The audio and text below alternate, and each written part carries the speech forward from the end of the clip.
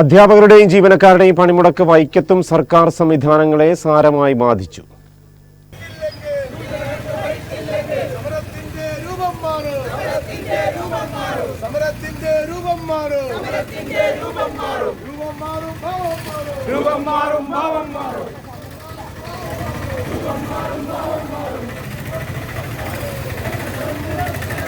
സമരാനുകൂലികൾ വൈക്കം താലൂക്ക് കേന്ദ്രത്തിൽ പ്രകടനവും ധർണയും നടത്തി. പങ്കാളിത്ത പെൻഷൻ സംവിധാനം നടപ്പിലാക്കിയ സർക്കാർ തീരുമാനം നടപ്പിലാക്കി സ്റ്റാറ്റ്യൂട്ടറി പെൻഷൻ പുനഃസ്ഥാപിക്കുക, കുടിശ്ശികയായ 19% ക്ഷാമ കുടിശ്ശിക സഹിതം അനുവദിക്കുക, മെഡിസെപ്പ് പദ്ധതി കാര്യക്ഷമമായി നടപ്പിലാക്കുക, 12ാം ശമ്പള പരിഷ്കരണ കമ്മീഷനെ നിയമിക്കുക തുടങ്ങി നിരവധി ആവശ്യങ്ങളാണ് സമരത്തിന്റെ ഭാഗമായി ജീവനക്കാർ മുന്നോട്ട് വച്ചത്. പ്രക്ഷോഭത്തെ തുടർന്ന് വൈക്കം മിനി സിവിൽ സ്റ്റേഷനിൽ നടന്ന പ്രക്ഷോഭ കൂട്ടായ്മ AKSTU ജില്ലാ സെക്രട്ടറി VS ജോഷി ഉദ്ഘാടനം ചെയ്തു.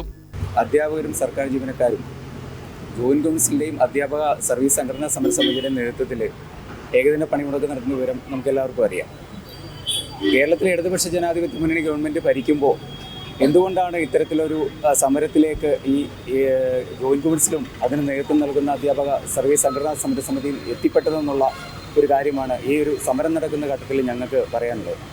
നമ്മളെ സംബന്ധിച്ചിടത്തോളം ഇടതുപക്ഷ ജനാധിപത്യ മുന്നണി ഗവൺമെൻറ് നേതൃത്വം നൽകുന്ന ഒരു ഗവൺമെൻറ് ഇടതുപക്ഷ മൂല്യങ്ങൾക്കനുസൃതമായി ജീവനക്കാരോട് ഒരു തൊഴിലാളി വർഗ പ്രസ്ഥാനം നേതൃത്വം നൽകുമ്പോൾ തൊഴിലാളികളെ എങ്ങനെ പരിഗണിക്കുന്നു എന്നുള്ളതിൻ്റെ അടിസ്ഥാനത്തിൽ പ്രതീക്ഷയോടുകൂടി ആണ് ജീവനക്കാർ ആ ഗവൺമെൻറ്റിനെ നോക്കിക്കണ്ടത്. തികച്ചും നിരാശാജനകമെന്ന് പറയട്ടെ, കഴിഞ്ഞ കുറേ നാളുകളായിട്ട് ഏതാണ്ട് 2021 ശേഷം 2024 വരെയുള്ള 3 വർഷക്കാലം ജീവനക്കാരുടെ സാമ്പത്തിക ആനുകൂല്യങ്ങളെ തമസ്കരിക്കുന്ന നിലപാടുകൾ തുടർച്ചയായിട്ട് എടുത്തു വരുമ്പോൾ ആ ഒരു ഘട്ടത്തിൽ വിവിധ സമരമുഖങ്ങളിൽ ഈ സംഘടന അധ്യാപക സർവീസ് സംഘടനാ സമരസമിതി മുന്നോട്ട് പോവുകയും ആ സമരങ്ങളൊന്നും തന്നെ സർക്കാർ മുഖവിൽ എടുക്കാതെ വന്നൊരു സാഹചര്യത്തിലാണ് തികച്ചും അനിവാര്യമായ ഒരു സമര പോരാട്ടത്തിലേക്ക് ജീവനക്കാർക്ക് എത്തിച്ചേർന്നിട്ടുള്ളത്. ഇത് തീർച്ചയായിട്ടും സർക്കാരിനെതിരായിട്ടുള്ള ഒരു സമരമായിട്ട് ഒരിക്കലും വ്യാഖ്യാനിക്കാൻ കഴിയില്ല.